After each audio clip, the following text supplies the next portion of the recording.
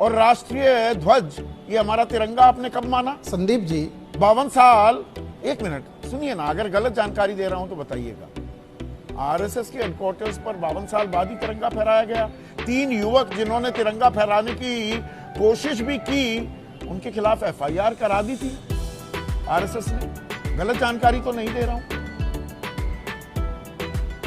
बिल्कुल गलत जानकारी है, गलत जानकारी एकदम गलत जानकारी है। अच्छा? संदीप जी मैं दावे से कह रहा हूं, एकदम मानहानि का गलत दावा जानकारी। कीजिए मुझ पर। पूरी तरह से गलत आप जानकारी। मुझ पर मानहानि का दावा करिए। 3 आदमियों के खिलाफ एफआईआर कराई आपने। बिल्कुल नहीं करूंगा। उन्होंने मैं आरएसएस अपनी के बात दफ्तर में रखा। जाकर मैं तिरंगा अपनी बात फहराने की रखा। कोशिश की। 52 साल लगे कि नहीं तिरंगा फहराने में आपको? संविधान नहीं माना, वीडी सावरकर, वो आप उनको बड़ा ये दूसरी प्रतीक बात। मानते हैं। उन्होंने आपने क्या कहा था?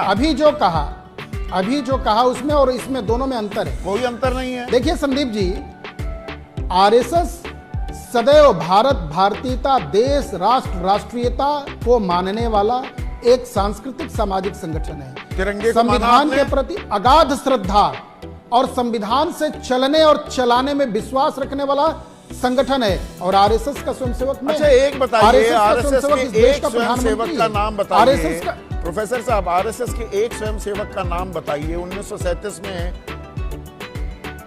नेशनल सॉन्ग, राष्ट्रगीत के तौर पर हमने अपना लिया था वंदे मातरम को।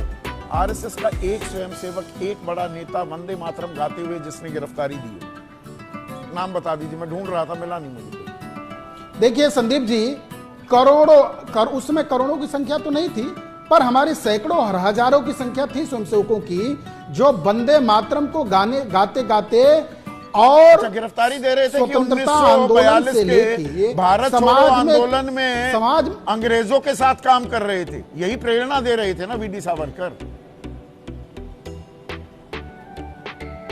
देखिए, आप बीडी सावरकर की के कार्य को जिस तरह से जिस चश्मे से आप देखना चाहेंगे, वह बात परम सत्य और आरएसएस की बात दे रहा हूं ऐसा तो बताइए नहीं है ना। मुझे। ऐसा नहीं है ना।